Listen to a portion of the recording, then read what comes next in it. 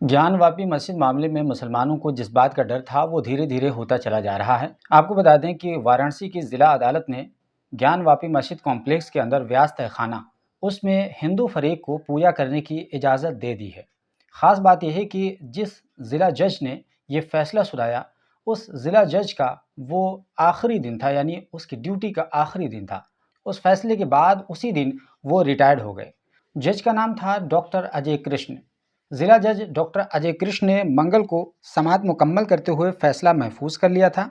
जिला जज ने बुध को अपने ऑर्डर में डिस्ट्रिक्ट एडमिनिस्ट्रेशन से कहा कि एक हफ्ते के अंदर पूजा पाठ का इंतज़ाम कराया जाए और साथ ही साथ एक पुजारी को नियुक्त भी किया जाए। पूजा पाठ काशी विश्वनाथ ट्रस्ट कराएगा। वहीं इस फैसले से मुस्लिम हलकों में सख्त मायूसी है। ज्ञानवापी मस्जिद मामले में अंजुमन इंतज़ामिया मसाजिद ने बाज़ाब्ता तौर पर कहा है कि इस फैसले को आला अदालत में चैलेंज किया जाएगा। आपको बता दें कि ये फैसला सोमनाथ व्यास, जिनके कब्जे में इससे पहले तहखाना था 1993 से पहले, उनके नाती शैलेंद्र त्रिपाठी की अर्जी पर यह फैसला सुनाया गया। शैलेंद्र कुमार त्रिपाठी ने सितंबर 2023 में एक पिटीशन दायर करके फिर से पूजा की इजाज़त मांगी थी। ज्ञानवापी मामले से जुड़े हिंदू फरीक के वकला का कहना है कि यह फैसला मील का पत्थर साबित होगा, जो पूरे ज्ञानवापी कॉम्प्लेक्स हिंदुओं को सौंपे जाने की राह हमवार करेगा। एडवोकेट विष्णु शंकर जैन ने मीडिया से बताया कि यह फैसला ठीक वैसा ही है जैसा कि 1986 में अयोध्या मामले में ताला खोला गया था। वहीं अंजुमन इंतज़ामिया मसाजिद के वकील एडवोकेट अखलाक अहमद ने बताया कि अपने रिटायरमेंट के आखिरी दिन 31 जनवरी को जिला जज डॉक्टर अजय कृष्ण द्वारा व्यास तहखाने में हिंदू पक्षकारों को पूजा पाठ करने की इजाज़त देना अपने आप में हैरान कुन मामला है। हम अंजुमन इंतज़ामिया मसाजिद के लोग आपस में मीटिंग करके आगे की कानूनी कार्रवाई पर बातचीत करेंगे। ये तो एक मामला रहा। वहीं ज्ञानवापी मस्जिद से ही मुताल्लिक एक और दूसरे मामले में इलाहाबाद हाई कोर्ट की तरफ से मुस्लिम पक्ष को सख्त मायूसी हुई जब इलाहाबाद हाई कोर्ट ने वजू खाना यानी केवल फव्वारे को छोड़ करके ASI यानी आर्कियोलॉजिकल सर्वे ऑफ इंडिया के द्वारा साइंटिफिक सर्वे कराने की रिव्यू पिटीशन पर सुनवाई के लिए मंजूरी दे दी है।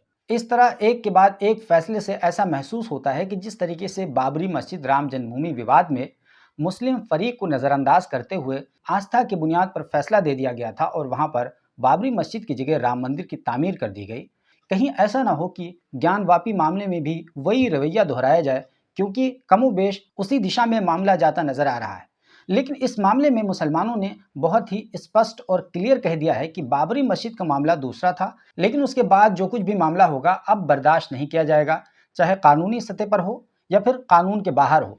मुस्लिम पर्सनल बोर्ड ने इस पूरे मामले पर सख्त आपत्ति जताई है। मुस्लिम पर्सनल बोर्ड के तर्जुमान डॉक्टर कासिम रसूल इलियास ने साफ साफ कहा है कि इस पूरे मामले को तस्लीम नहीं किया जाएगा और ज़िला अदालत ने सुप्रीम कोर्ट के हुक्म को बलाए ताक रखकर ये फैसला सुनाया है और मुस्लिम फरीक इसे हाई कोर्ट में चैलेंज करेगा। डॉक्टर कासिम रसूल इलियास ने कहा कि हम ये बात वाज़ेह कर देना ज़रूरी समझते हैं कि इस तहखाने में कभी भी पूजा नहीं हुआ करती थी। एक बेबुनियाद बात को बुनियाद बनाकर ज़िला जज ने अपने सर्विस के आखिरी दिन बेहद काबिल एतराज़ और बेबुनियाद फैसला देते हुए कहा कि 7 दिनों के अंदर पूजा का इंतज़ाम कराया जाए। उन्होंने आगे कहा कि बेहद अफसोसनाक बात यह है कि निचली अदालतें टुकड़ों में फैसले करके असल केस को हिंदू फरीक के हक में मजबूत करती जा रही हैं। पहले 5 हिंदू खवातीन ने अगस्त 2021 में मकामी अदालत में दरख्वास्त देकर ये कहा कि ये एक हिंदू मंदिर था जहां पर बाज़ाब्ता पूजा हुआ करती थी, जिसे औरंगज़ेब ने मुनहदिम करके मस्जिद तामीर करा दी, हमें पूजा की इजाज़त दी जाए। जब मस्जिद इंतज़ामिया ने इसे ये कहकर सुप्रीम कोर्ट में चैलेंज किया कि इबादत गाहों से मुताल्लिक 1991 के कानून के तहत इस मस्जिद को तहफ़्फ़ुज़ हासिल है, लेकिन सुप्रीम कोर्ट ने इसे फिर ज़िला अदालत के हवाले कर दिया और ज़िला अदालत ने यह फैसला दिया कि इस पर ना तो 1991 का प्लेसेस ऑफ वर्शिप एक्ट लागू होता है और ना ही वक्फ एक्ट लागू होता है। उसके बाद अदालत ने मस्जिद के अंदर सर्वे का हुक्म दे दिया, जिसमें सर्वे की टीम ने हौज़ के अंदर जो फव्वारा था उसको शिवलिंग बताकर हौज़ के इस्तेमाल पर पाबंदी लगा दी।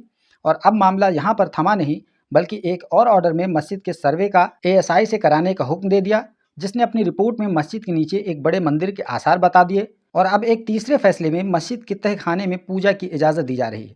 डॉक्टर कासिम रसूल ने सुप्रीम कोर्ट से अपील करते हुए कहा है कि 1991 का प्लेसेस ऑफ वर्शिप एक्ट, अगर इससे मुताल्लिक सुप्रीम कोर्ट निचली अदालतों को ऑर्डर नहीं जारी करेगा और इस सिलसिले में अगर सुनवाई का सिलसिला लगातार जारी रहा और उस पर फैसले दिए जाते रहे, तो फिर अक़लियतों की मस्जिदें, उनकी इबादत गाहें महफूज नहीं रह सकती हैं। और अगर ऐसा हुआ तो देश का अमन व अमान बाकी नहीं रह सकता है।